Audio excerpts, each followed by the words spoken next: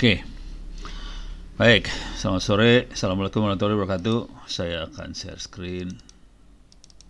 Oke.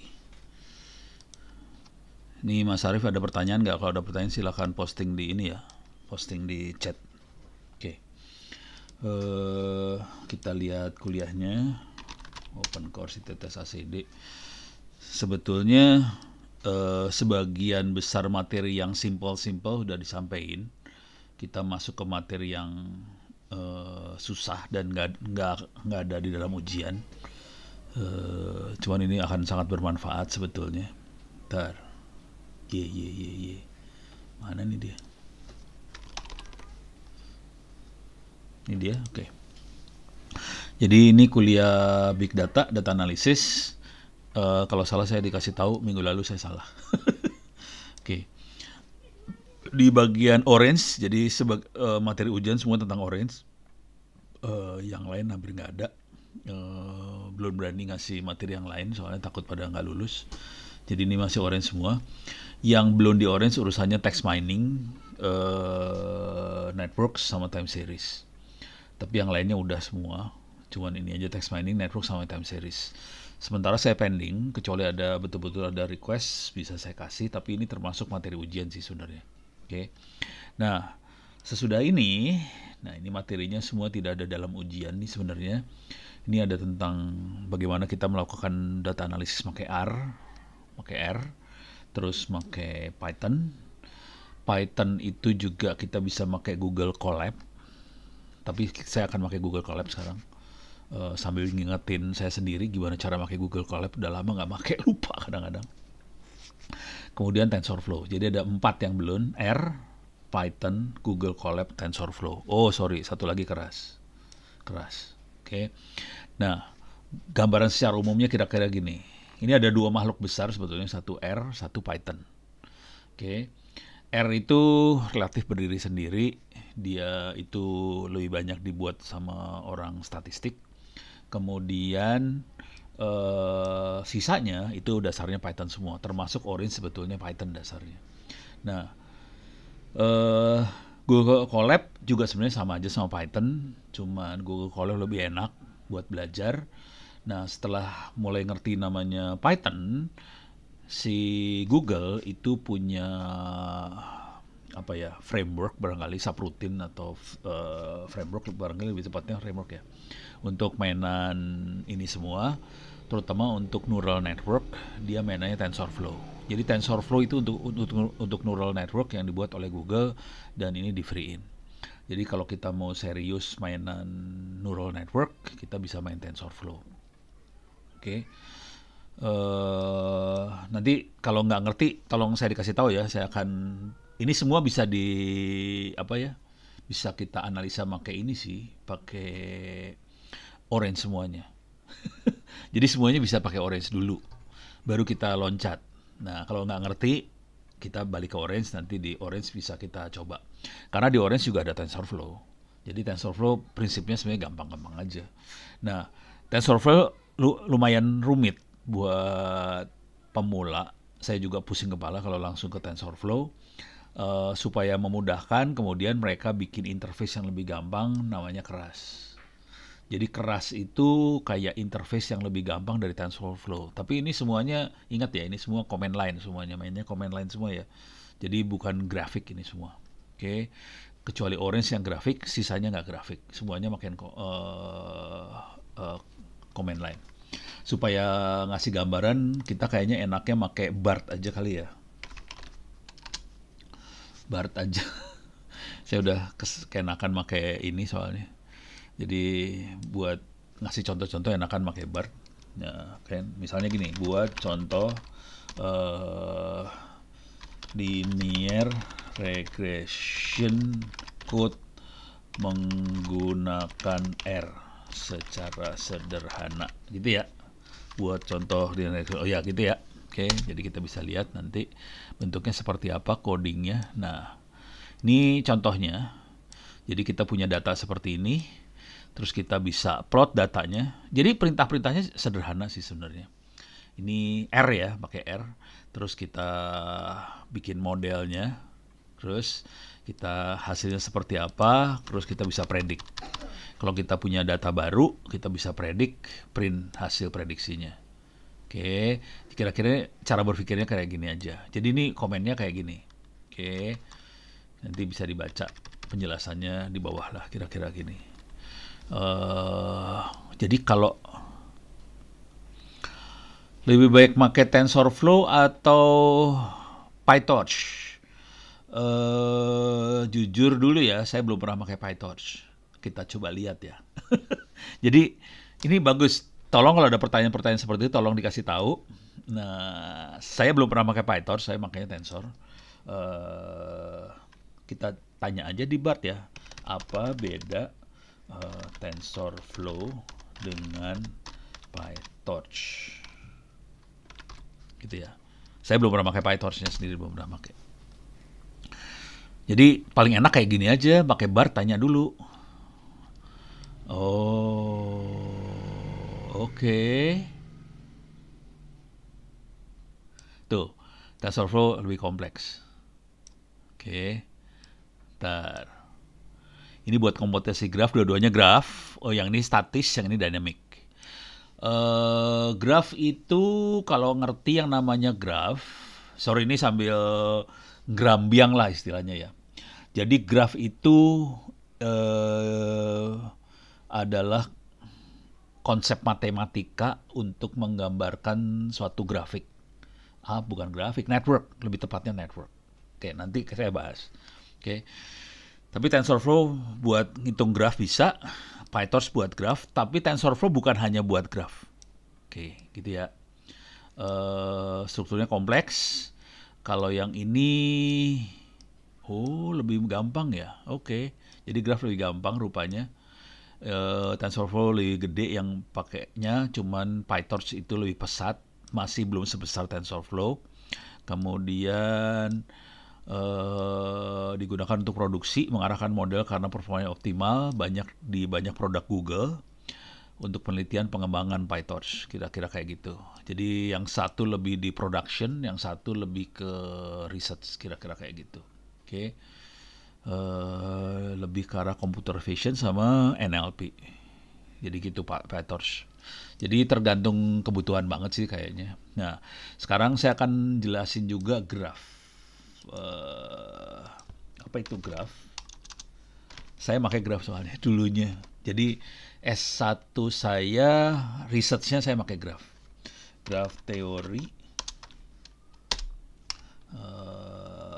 image kayak gini. Nah, graf paling gampang kayak gini lah.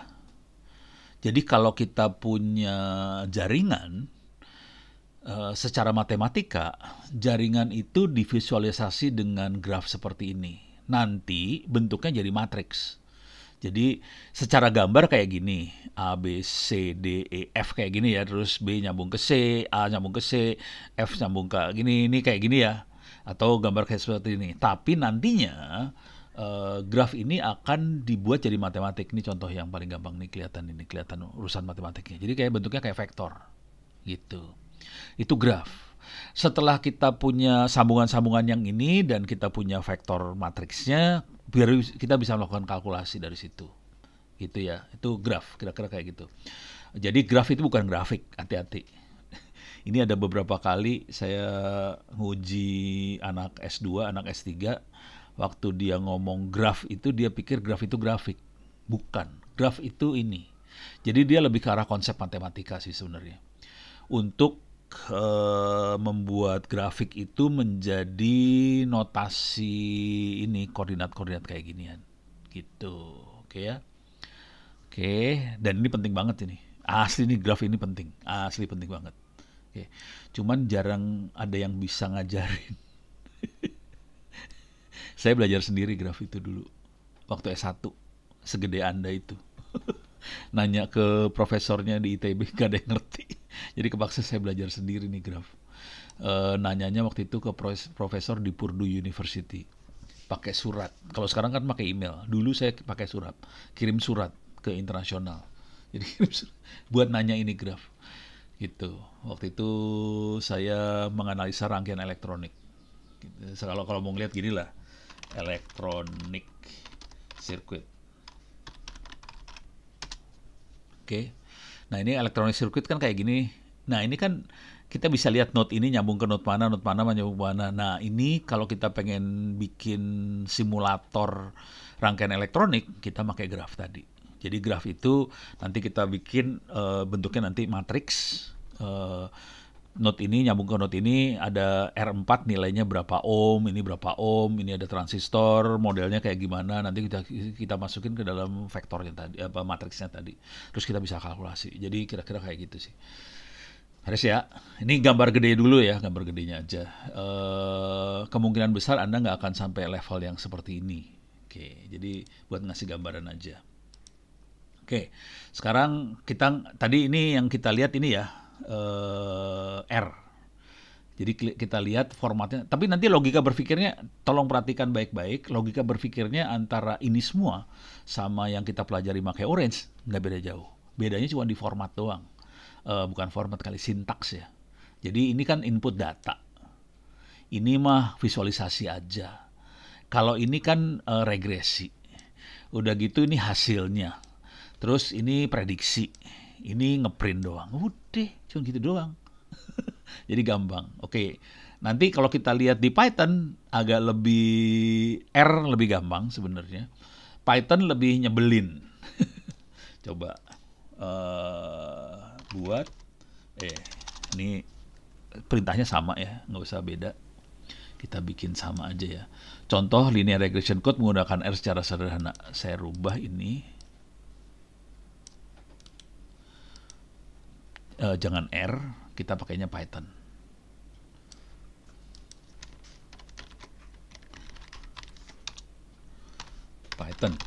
Nah, Python rumit nih, jangan khawatir, Python rumit. Nah, ribet Python langsung. Ribet dia. Oke, jauh lebih ribet daripada yang tadi ya. Kita harus ngeload. Kalau R itu subroutine udah tersedia, tinggal pakai aja. Kalau Python harus eksplisit kita bilang, saya akan import subroutine mana, dikasih nama apa. Ini NumPy dikasih nama NP. Panda dikasih nama PD. Matplotlib PyPlot dikasih nama PLT. Kemudian sklearn linear model jadi linear regression. Terus ini ambil data. Terus ini kita pisahin datanya. Ini datanya CSV ya. Terus pisahin data X dan Y. Kemudian kita visualisasi. Panjang nih. Kalau tadi kan cuma satu perintah aja beres. Ini panjang. Ini buat linear regression kita 2 kalimat. Udah gitu kita print. Nah, ini buat prediksinya. Ini ada kemampuan buat prediknya di sini. Oke. Kemudian ini hasilnya. Ya udah beres gitu. Beres ya. Jadi logika berpikir sama, cuman lebih ribet. Jadi kalau belajar kayak gini caranya belajar nih. Mulai dari yang kita tahu, Jadi kalau bahasa-bahasa R, Python, TensorFlow, apa segala macam itu lebih ke masalah format. Sintaks. Cuman logika berpikirnya sebenarnya tidak beda jauh satu sama lain. Jadi cara berpikir nggak beda jauh, cuman nanti sintaksnya lain. Nah, yang penting bukan di sintaks nanti. Yang penting adalah cara kita berpikirnya yang lebih penting sih sebenarnya. Jadi makanya di awal saya banyak ke arah Orange, dan ini ujiannya juga ini nggak akan diuji, jangan khawatir. Saya banyak ke arah Orange, soalnya buat saya yang penting cara Anda berpikirnya. Cuman ini saya perlu ngasih lihat makhluk-makhluk yang seperti ini supaya tahu di dunia nyata kita nggak pakai Orange sebetulnya. Di dunia nyata kita pakai yang Python dan teman-temannya ini. Oke. Nah, ini beberapa kali pertemuan ke depan ini saya akan coba explore yang ininya sambil saya nginget-nginget ilmu saya yang dulu-dulu. Maklum udah suka lupa, jadi harus di refresh lagi. Coba kita balik lagi, kita lihat lagi sekarang. Ini kan udah pakai Python udah lihat ya, pakai R udah lihat. Sekarang kita lihat lagi pakai TensorFlow. Gunakan TensorFlow. Oke. Jadi cara mainnya gini-gini doang sih sebenarnya. Nah, kalau kita perhatikan sama dengan Python. Perhatiin sama dengan Python. Nah, cuman waktu mulai bikin modelnya ini beda. Oke. Terus ini harus di-compile, Terus kita ini lebih ribet nih TensorFlow di sini lebih waktu kita bikin modelnya dia lebih ribet gitu ya. Oke, dia sampai berapa line di sebelah sini. Oke. Nanti kalau belajar si TensorFlow dan teman-temannya ini, nah ini adalah ini dia curang ini. Parah. Dia pakai keras. Dia manggil keras di sini. Curang ini sebetulnya. Jadi ini dia makainya keras langsung. Jadi dia tidak pakai TensorFlow. TensorFlow-nya di belakang keras soalnya sebetulnya. Jadi dia tidak pakai TensorFlow aja, dia pakai keras. Soalnya kalau pakai TensorFlow aja lebih ribet. Ini dia curang dia. Pakai keras. Dan ini kalau kita lihat di neural network ini cuma satu layer. Neural networknya satu layer. Jadi kalau kita lihat neural network,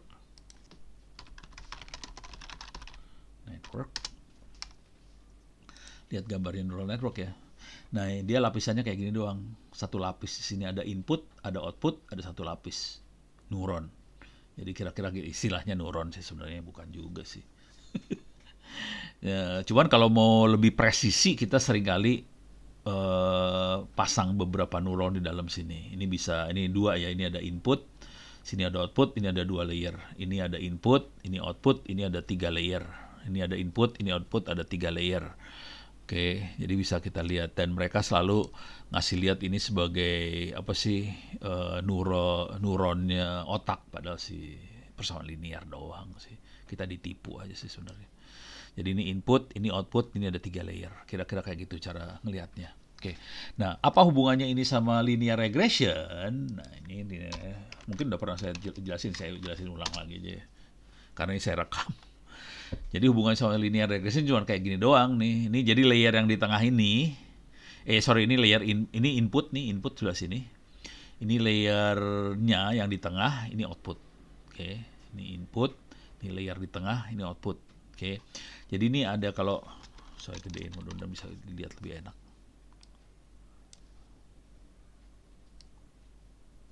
Oke. Ups, sorry. Ini nggak bisa. Jadi ini output lah pokoknya ya. Tapi kalau kita lihat output tuh Y. Ini inputnya adalah W1 kali X1, W2 kali X2, WN kali XN. W itu A. AX dijumlahin, X-nya banyak, ditambah B sama dengan Y. Jadi ini sebenarnya persamaan linear aja sih yang namanya neural network. Cuman kalau layernya banyak, persamaan linear masuk ke persamaan linear, masuk ke persamaan linear, masuk ke persamaan linear, gitu terus. Contoh yang contoh persamaan linear yang banyak banget adalah yang kita pakai di apa sih namanya tadi? Orange. Kalau masih ingat waktu saya ngajar pakai Orange data mining, saya melakukan image analysis, saya pakai namanya Google Inception V3. Oke. Nah, ini neural networknya berlapis-lapisnya banyak banget nih lapisannya. Ini lapisannya bejibun banyak sekali.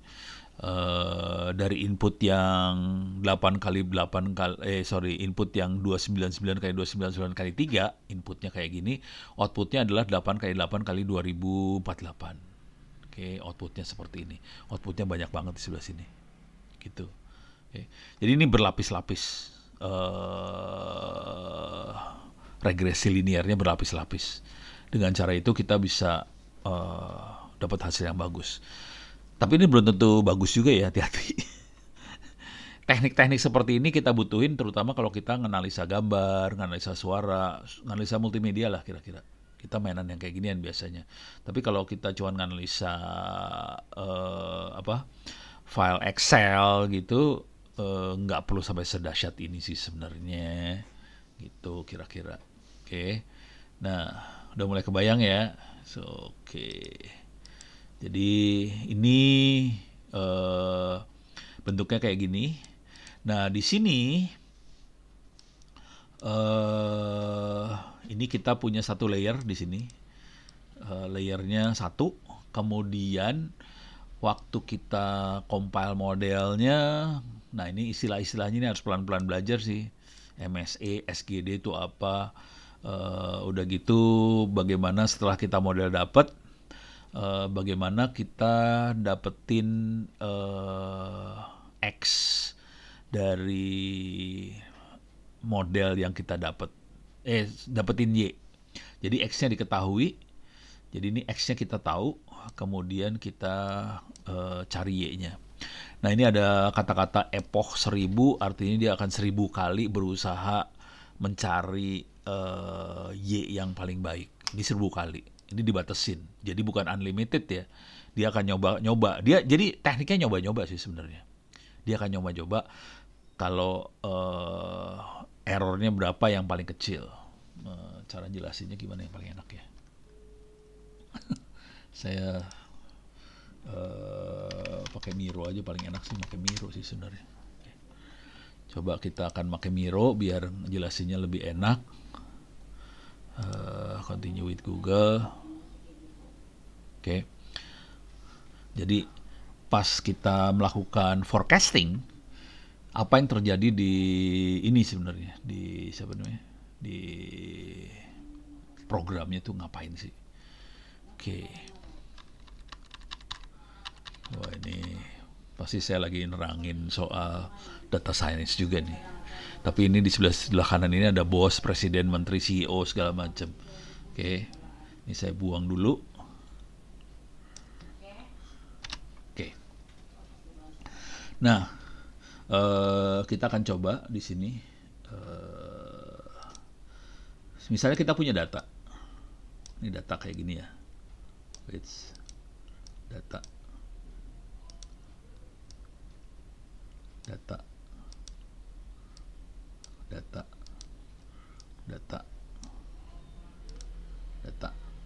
Gitu ya. Terus kita nyari. Jadi apa yang terjadi di algoritma waktu kita melakukan linear regression itu yang atau saya kasih data yang gampang dulu ya, data yang bagus dulu ya. Misalnya kita punya data bagus, datanya sangat bagus. Jadi saya taruh di titik-titik yang bagus aja ya. Jadi kita punya data bagus. Oke. Jadi kalau mau mainan data science kita tidak harus pakai komputer, kita harus ngerti filosofi si data itu seperti apa sih sebenarnya. Nah, misalnya kita punya data bagus seperti ini, oke. Terus kita pengen cari modelnya dia. Jadi cari modelnya supaya kita bisa bikin garis linier dari data ini. Jadi kalau udah datanya kayak gini nggak mungkin garisnya kayak gini kan? Udah nggak mungkin.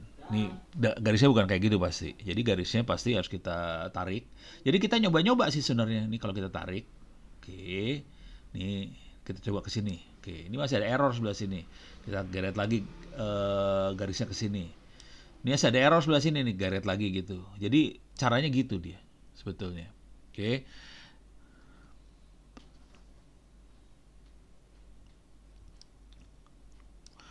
Gimana kalau case kita buat machine learning tapi yang hasilnya bagus? Nggak masalah. Kalau saya cara berpikirnya gini, yang penting hasil bagus. Kalau Ono ya, metode kan cara cari model aja. Jadi kalau saya sih sebenarnya orang yang nggak peduli sih sebenarnya. Yang penting hasilnya bagus. Hati-hati hasil bagus, hati-hati juga nih ya. Misalnya kayak gini. Ini saya lagi nyari model nih ya. Saya lagi nyari model. Saya pertama saya perkirakan kayaknya garisnya seperti ini. Cuman kita bisa lihat di sini. Ini ada error nih di sini. Ada error. Antara data dari modelnya sama data aslinya ada error sekian. Di sini ada error sekian. Jadi nanti errornya semuanya akan dijumlah. Error di sini sama error di sini, error di sini, error di sini dikuadratin di square root ya. Di square root tuh root mean square, rata-rata errornya berapa dikuadratin di akar. Nanti kita dapat nih errornya berapa nih. Nah, kita pengen errornya 0. Nah, kalau ini kan ada error, di sini juga ada error juga nih. Ini ada error nih. Di sini juga ada error dan seterusnya ya, ada error semua. Jadi tugas dari si algoritma adalah ngerubah ini kan persamaannya kayak gini nih ya. Persamaannya kan Y sama dengan AX plus B. Jadi si algoritma akan ngerubah-rubah A dan B, dicoba-coba sama dia sebenarnya. Jadi sebenarnya algoritmanya nyoba loh. Hati-hati. algoritma itu nyoba. Kita coba, wah ini ada error sekian. Nanti kita cek lagi. Kalau saya rubah geser ke sini, errornya berapa sekarang? Kayak saya rubah lagi ini, saya rubah ke sini, errornya berapa? Saya rubah ke sini, errornya berapa? Gitu. Jadi si algoritmanya coba-coba semua, asli. Cuma nanti teknik nyobanya biasanya di situ seninya. Kita nyoba gimana caranya kita nyoba supaya dia nggak ngedadak berubah. Jadi misalnya gini nih, saya kasih lihat. Oke. Kalau algoritmanya terlalu ekstrim, misalnya tadi awalnya kayak gini ya. Awal kayak gini. Oke, ini salah nih, error kebanyakan. Terus kita coba. Kalau yang coba yang benar kan kita rubah dikit aja nih, kita rubah dikit. Oke, error tambah dikit nih. Coba dikit. Oh, sebelah sini tambah error nih. Kita geser sebelah sini. Terus ini gini, ini gini. Ini kalau algoritma yang bagus kira-kira kayak gitu. Tapi kalau algoritmanya bejat, algoritmanya jelek banget, yang akan dilakukan adalah seperti ini nih. Wah, ini jelek nih. Dia ekstrim, jebret gini. Wah, tambah jelek, dia rubah lagi, jegrek gini. Jadi hancur lebur hasilnya. Gitu. Jadi kuncinya di algoritma ini, dan ini parameter-parameter cara nyobanya biasanya ada di dalam algoritma tadi. Mau seberapa ekstrim kita akan nyobanya. Jadi kalau saya bukan masalah metode sih sebenarnya. Nah, hasil bagus tadi adalah tingkat error yang kita dapat. Kalau errornya kecil, berarti hasilnya bagus. Mau algoritma apa aja nggak masalah. Yang penting hasilnya bagus. Kalau saya tipe orang kayak gitu. Yang penting hasilnya bagus. Cuma nanti kita harus punya justifikasi. Oh, ternyata pakai metode yang ini hasilnya bagus. Kenapa? Harus bisa jawab yang itu tadi kalimatnya. Kenapa bisa bagus? Nah, itu yang matang di sebelah situ tuh. Nah, kita mulai harus menggali ilmu. Kenapa algoritma ini bisa ngasilin hasil bagus? Bisa jadi algoritmanya konservatif. Jadi dia ngerubahnya pelan-pelan. Ini pelan sampai dapat. Kalau udah mulai dekat, dia harus berubahnya pelan loh. Kalau udah dekat, pelan-pelan. Jadi tadi yang epoch ada 1000, ini dia nyoba fittingnya ini 1000 kali kayak gitu. Oke. Jadi itu fungsinya itu. Beres ya. Nah, mudah-mudahan udah kebayang nih antara si algoritma. Tapi algoritma bisa macam-macam. Ada yang tree apa segala macam, itu jenis-jenis algoritma lah. Bisa macam-macam. Nah, kita harus nyoba-nyoba sih algoritma tadi. Dan ini kalau di Orange itu kan ada widget buat tes algoritma ya. Di algoritmanya sendiri itu ada parameter yang bisa kita rubah sih sebenarnya. Kalau cuman kemarin waktu kuliah saya kan nggak saya kasih lihat dalamnya ya. Soalnya biar ngerti dulu gambar besarnya. Sebetulnya si algoritmanya bisa kita rubah-rubah sih parameter di dalamnya. Jadi kita bisa ngatur seberapa ekstrim dia bisa berubahnya, bisa kita atur-atur juga di sininya sih gitu. Oke, ini udah mulai kebayang ya. Oke, kalau ada pertanyaan silahkan. Jadi ini buat Novita ini kalau metodenya salah hasilnya bagus ya berarti nggak masalah. Cuman agak aneh ya metode salah hasil bagus, itu aneh sih sebenarnya. Oke, kita lanjut. Ini tadi kan kita pakainya TensorFlow ya. Coba kalau kita pakai keras, kayaknya hasilnya sama deh. Kita ganti ini sama keras. Saya copy. Kayaknya sama sih contohnya. Soalnya dia udah pakai keras nih, curang dia. TensorFlow yang bener mah ribet.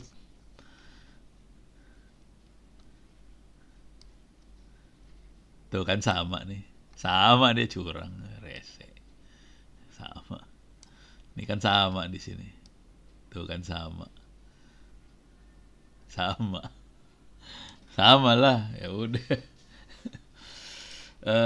Cuman ini ada ini yang seru ya, sequential. Sequential itu berarti bentuknya kayak ini tadi apa sih? Mana sih? Neural networknya. Neural network. Nah ini berurutan kayak gini. Ini. Jadi dia kasih sequence, ada urutannya kayak gitu ya. Ini yang pertama, ini yang kedua, ketiga dan seterusnya. Itu sequence. Dan ini Ini menerangkan bentuk dari si neuronnya seperti apa. Tapi ini bisa kita rubah-rubah nanti ininya. Eh, Model di dalamnya. Ini saya nggak nerangin dulu ya. Tapi ini kita bisa rubah dalamnya dia. Bisa linear regression, bisa logistic regression, sebetulnya bisa dirubah-rubah di sini parameter dalamnya sini. Kira-kira kayak gitu. Oke. Beres ya. Oke. Jadi sama aja. Kita udah lihat. Nah, sekarang kita coba masuk ke kalau mau belajar. Sayangnya sebetulnya gampang pakai R. Yang gampang pakai R sebetulnya. Cuman R saya harus install. Ini kalau kita lihat di atas kan R nih sih sebenarnya. Mana sih tadi? Mana R-nya? Nah ini R-nya. Lebih gampang, kelihatan lebih gampang daripada Python ya. Cuman saya harus install R dulu. Ini komputernya belum saya install R. Jadi nggak ada. Kalau mau yang gampang pakai R, cuman saya belum install. Jadi supaya bisa kita uji nyali, kita akan coba Google Colab. Pakai Colab ya, Colabnya Google lah. Nah, enaknya pakai Colab Google sih sebenarnya kalau mau belajar. Google Colab Python. Oke. Nah, ini Colab Research, colab.research.google.com. Ini enak banget. Kita bisa lihat sama datang di sini. Bisa baca-baca. Nah, ini udah ada. Wih, mantap. Wow. Wow. Wah, kacau. Tahu nggak nih ceritanya apa jadinya? Ini lagi perang lawan ChatGPT nih Google nih ceritanya. Dia kasih Gemini API key. Udah gitu kita bisa ngomong ke Gemini pakai text speech to text. Waduh, kacau udah ini. Jadi sambil gini kita bisa ngelihat pertempuran yang terjadi sih sebenarnya. Ini pertempuran antara Gemini versus ChatGPT. Kira-kira kayak gitu. Oke, nggak apa-apa lah. Biar aja dia perang. Mereka perang, kita yang untung kan gitu kan ya. Cuman ini yang advance. Cuman kalau mau enak, kita bisa mulai yang sederhana dulu. Ini mulainya dari sini ya, mulai. Jadi startnya dari sini. Ini contoh aplikasinya. Kita bisa tulis seperti ini. Bisa kita rubah-rubah, jangan khawatir ini aplikasinya. Ini jumlah detik dalam satu hari. Dalam satu hari ada 24 jam, 1 jam 60 menit, 1 menit ada 60 detik. Jadi totalnya 24 kali 60 kali 60. Totalnya berapa? Supaya ini hasilnya sebenarnya ini. Cuman kalau mau di run, cuma gini doang, run. Ya, kita klik, ya hasilnya yang bawah sini sih. Gitu. Lama banget lu. Parah banget nih. Tapi kira-kira hasilnya kayak gini dah. Tapi ngerannya cuma gini. Jadi kita bikin coding di sebelah atas, langsung run gini, beres. Dan ini sarannya sih dicoba-coba aja sih. Udah jadilah keluar. Nih, udah jadi, beres. Oke. Nah, terus kalau kita mau hitung tadi dalam 1 minggu dikali 7 lagi. Ya udah, tinggal 7 kali second in day yang di atas masukin sini, diklik di sini, langsung hasilnya yang ini. Nanti harus tulisan di sini nih. Gitu ya. Nah, ini langsung dapat segini.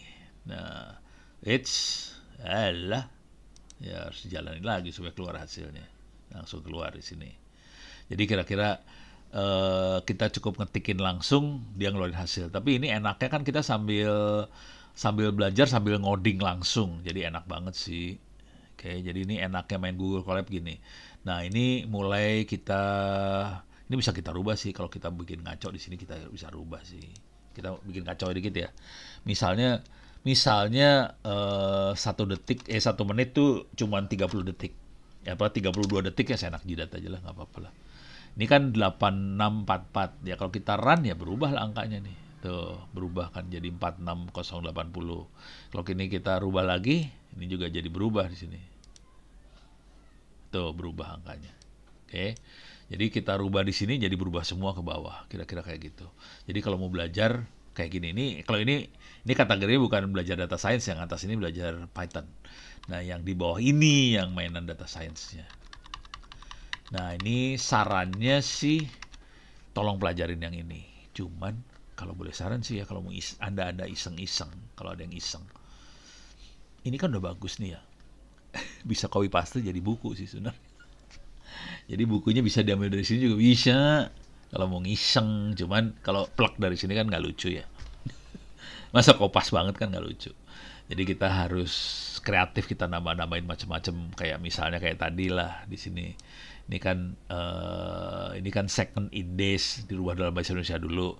Kalau mau kita obok-obok yang lain-lain lagi ya kita rubah, kita misalnya ngitung harga apalah masukin aja rumus-rumus yang lucu-lucu di sini. Nah, sekarang kita masuk sini. Di sini Google Colab kita bisa ngeload framework atau subroutine yang bisa kita pakai dan udah disiapin di Google Colab. Ada NumPy, ada Matplotlib, segala macam udah disiapin, bisa kita pakai langsung. Cara makainya import. Okay. Jadi import itu buat menghasilkan, buat nyiapin subroutine yang kita butuhkan. Nah, kemudian di sini, nih kita baca codingnya ya, kita baca ya. Ini adalah ini kita bikin array itu apa ya bahasa Indonesianya ya? Variabel yang banyak gitu ya. Dikasih random number nih, dikasih random number. Jadi 200 plus satu angka random dari 0 sampai 100 lah di sini. Oke. Nah, kemudian X-nya diambil dalam range ini. Oke. Dah. Nah, sekarang di sini adalah untuk ngeplot. Oke. 4 kali 3 apa ya? Di sini kali ya, 4 kali 3-nya. Plot X, YS, ininya kok minus ya? Nah, nggak tahu nih kenapa. Sample visualisasi. Nah, ini segini ini, makhluk yang ini sebenarnya. Ini, sini. Oke. Nah, kemudian nanti ini kalau kita generate jadi PNG lah kayaknya buat bikin save jadi PNG-nya nih. Oke. Subroutine-nya buat nge-save PNG-nya kira-kira caranya seperti ini. Oke. Save figure, kemudian ini displaynya di bawah sini malahan.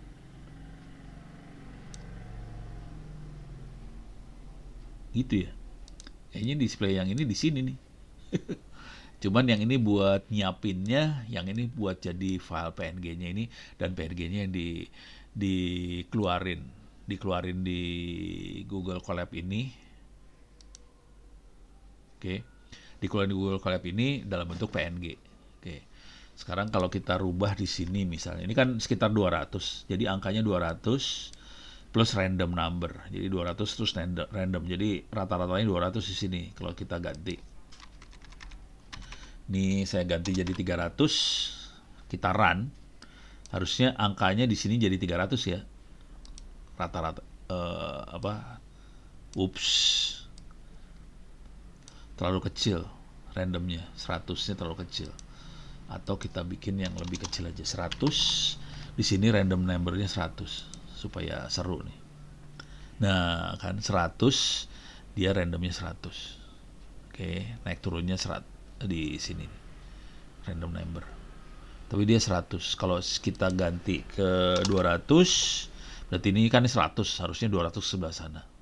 Coba kita lihat benar nggak? Sini 200. Jadi 200 ini ke sini, terus 100 ini yang rata-ratanya dia, tapi dia kasih random number di sini. Oke, ini hasil plotnya dia kayak gitulah kira-kira. Ini bisa kita ganti-ganti bahasa Indonesia. Contoh.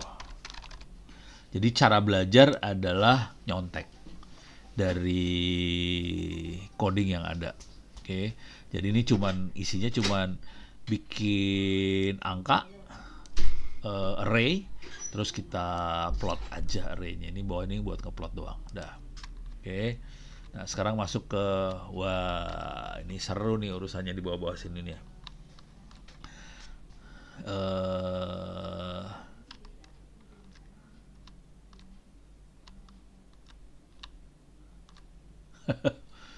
Kita mau nyoba apa enggak ya? Ini kerjaan serius soalnya. Cuman pelan-pelan aja bekerja dengan data. Walalalalala.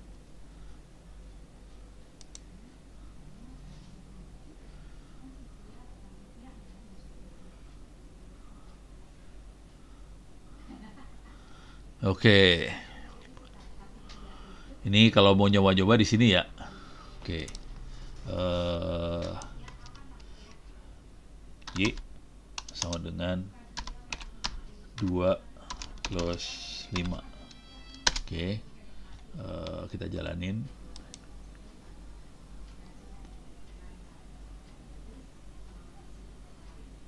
Jadi kalau mau belajar kayak gini sih caranya. Jadi kita bikin note yang baru, ini harus di print sih, harusnya print Y.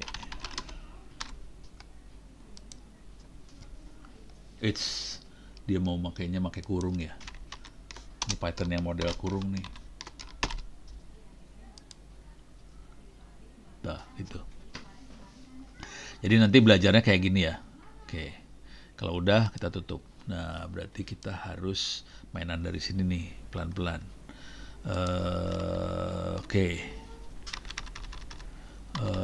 Enaknya belajarnya dari mana ya? Tapi enaknya belajar dari sini sih. Maksudnya belajar dari siapa namanya? Ini apa? Google Colab ini. Oke. Kita akan ngikutin aja pelan-pelan.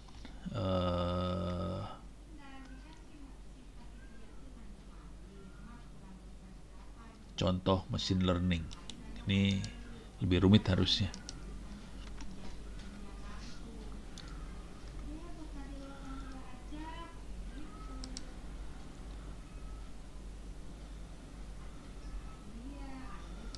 Oke.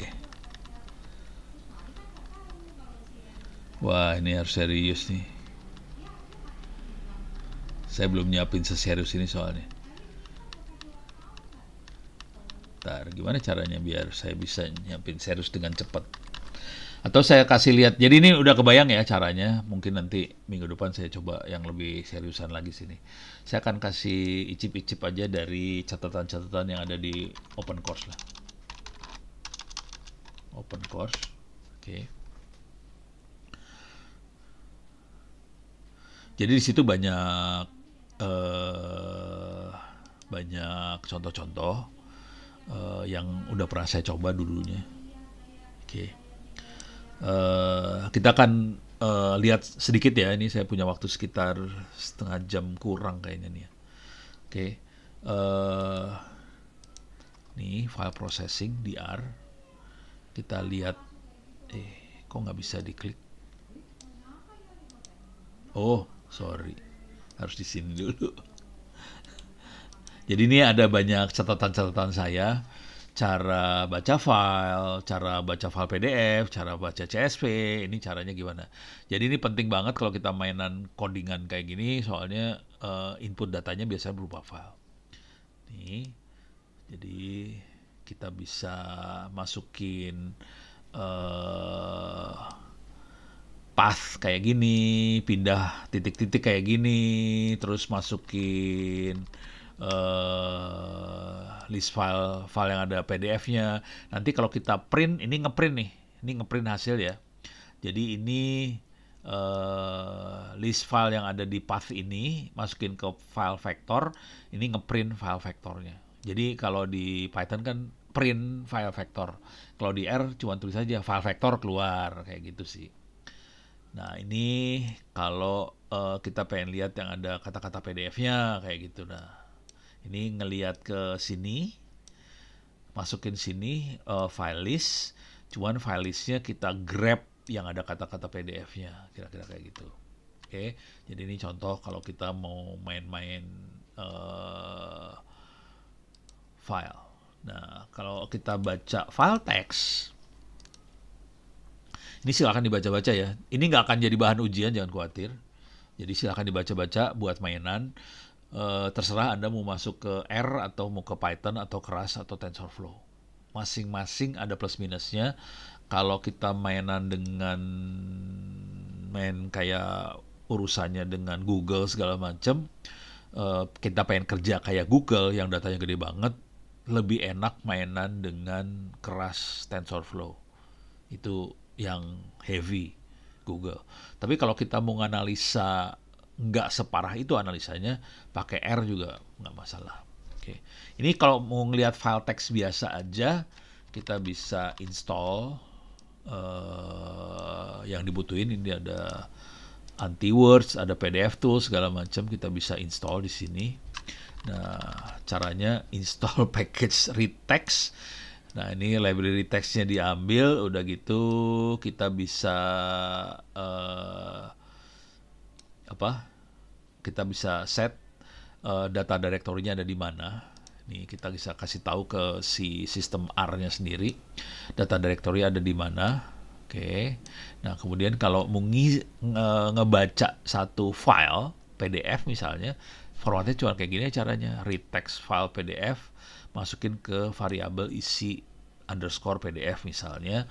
Nih, isi PDF ini udah teks yang kita baca dari file name ini. Jadi sebetulnya program dari R-nya sendiri yang dibutuhin cuma ini doang sih. Cuman kita harus nyiapin install package ini, library ini, segala macam disiapin.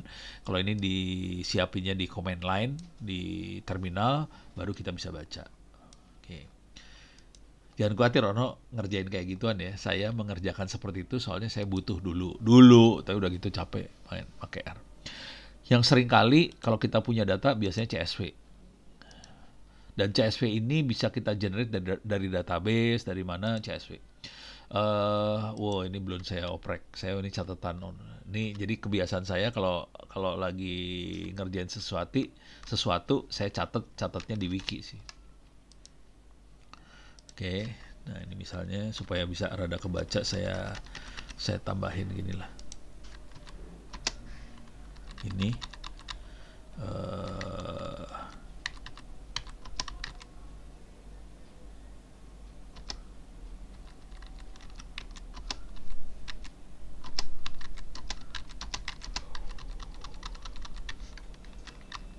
ini kalau baca file CSV ya, gitu ya.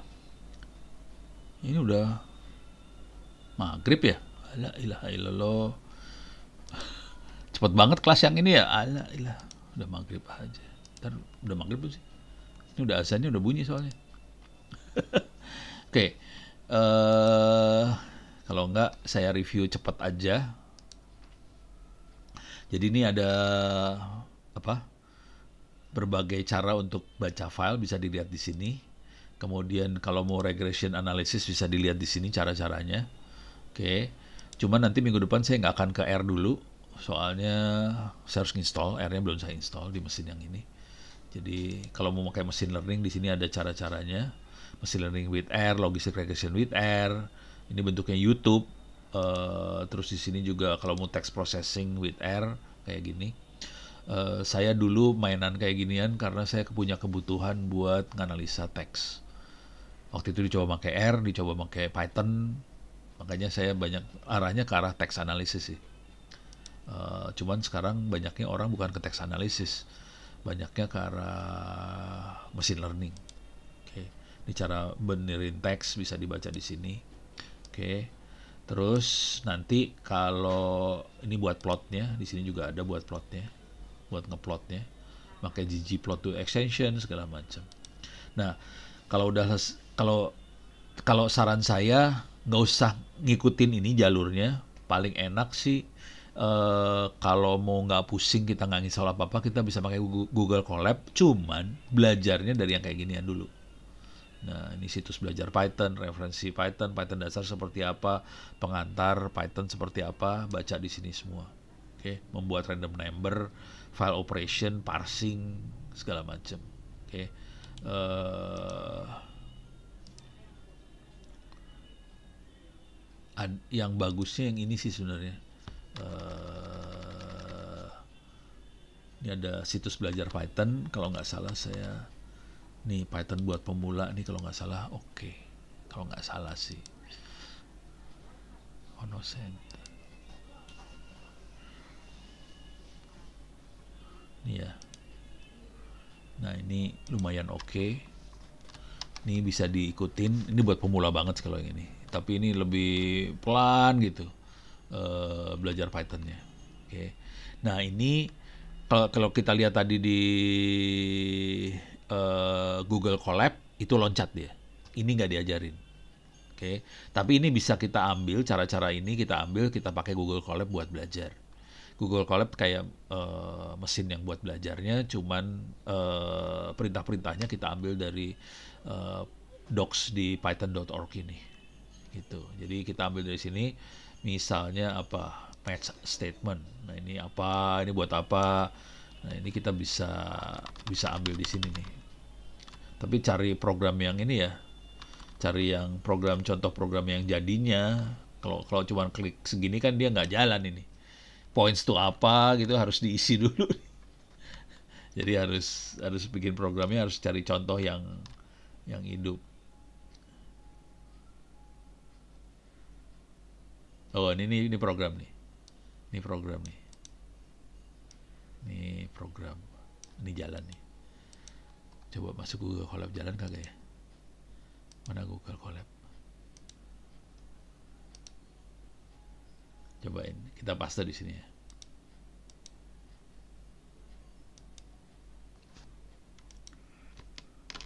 Oke, ini saya paste, saya ambilnya dari mana tadi? Sini ya. Saya ambil sembarangan aja. Jadi kalau mau enak sih pelan belajarnya sih. Cuman kalau belajar biasanya nggak kayak gini juga sih. Saya cari yang saya butuh aja. Nanti udah gitu kesalahan fatal kalau kita belajar yang kita butuh. Jadi kita tidak tahu bahwa dia punya fitur apa di situ. Ya, fiturnya jadi nggak tahu. Kita coba jalanin ya. Mau nggak dia? Nah dia akan nanya. Saya akan tulis red. Enter. Nah I see red. Coba kita jalanin lagi. Nah, misalnya saya tulis blue. Enter. I'm feeling the blues. Parah. Oh iya emang kayak gini ya. Kalau kita jalanin lagi. Enter. Green. Grass is green. Nah ini ngikutin kayak gini aja sih. Jadi sederhana sih sebenarnya. Tapi ini kan dia melakukan matching antara input nanti jadi case dia. Nah ini di match gitu. Jadi cara belajarnya kayak gitu sih. Ini jadi yang saya ajarin cara belajar ya, bukan makhluk itu apa. Soalnya belajar makhluk itu mah lama Saya belajar TensorFlow dan teman-teman sekitar 5 bulan, setahunan lah kira-kira, dengan tidak ngerti ya. Kalau anda kan saya kasih tahu nih, cuman kalau saya bingung nanya sama siapa waktu itu. Yang mau nerangin kagak ada yang bisa nerangin yang gampang gitu. Cuman ini tolong dibaca-baca aja. Mudah-mudahan minggu depan saya akan coba yang lebih serius ya. Saya lebih cenderung ke arah Google Colab sih sebenarnya. Syukur-syukur kita bisa masuk ke TensorFlow. Atau masuk ke TensorFlow aja minggu depan ya. Oke. Kalau nggak TensorFlow kita bisa masuk ke Keras. Soalnya si Google Colab udah siap sih. Ini untuk first timer segala macam. Mungkin nanti bisa saya baca-baca. Nih kita bisa langsung masuk ke TensorFlow kelas. Cuman waktu saya ngajarin kalau nggak ngerti kita bisa mundur. Kira-kira kayak gitu caranya. Oke. Ini udah maghrib. Ini kuliah paling kagok ini jam 5. Maunya sampai jam 7. Cuman gimana ya? Ada pertanyaan nggak? Kalau dosen lain gimana sih biasanya? Saya sih nggak tahu. Saya kalau udah maghrib udah. Aman ya? Ya udah sampai sini dulu. Uh, break dulu. Disambung lagi nggak sih? Kalau saya kalau break udah gitu, nggak disambung. Alah ilaha illallah. Disambung lagi apa pening gua kepala gue. Eh soalnya sambungnya setengah jam ya. Sambungnya kagok banget, aduh. Ya udahlah minggu depan lah, kalau nggak keberatan. Iya betul dari open source. Tapi gini kalau nggak keberatan mungkin minggu depan saya sampai jam 6.15-an kali ya. Jadi maghribnya agak digeser sedikit. Udah gitu kita selesai. Jadi nggak ada sambungan. Jadi sekali belajar selesai. Gitu aja ya. Oke. Cuman sarannya, tapi ini nggak akan ada di ujian semua yang saya jelasin sekarang udah nggak akan ada di ujian. Yang ada di ujian cuman yang orange aja. Oke. Jadi kita akan coba belajar yang ini nih. Nanti minggu depan kita akan coba pakainya Google Colab. R akan kita skip, soalnya R-nya mau jam setengah lima serius. Tapi bukan masalah setengah limanya. Masalahnya Zoom-nya baru diaktifin jam 5. Zoom-nya kan bukan saya yang aktifin. Zoom-nya dari kampus. Jadi dia baru mulai jam 5. Kacau. Jadi kepaksa mulai jam 5 sampai jam 6.15 gitu. Jadi masalahnya di Zoom-nya sih. Cuman kita akan loncat aja ya ke keras atau TensorFlow. Kita akan coba kerjain itu dan kita akan ngerjainnya pakai Google Colab. Gitu aja ya minggu depan. Cuman itu bukan ini sekarang udah bukan materi yang akan dites. Di UAS nggak ada gitu. Tolong kerjakan UASnya, UTS dan sebagainya supaya nilainya bagus semua lah, supaya lulus semua. Gitu ya. Oke, terima kasih banyak. Bila kita Assalamualaikum warahmatullahi wabarakatuh. Sampai minggu depan.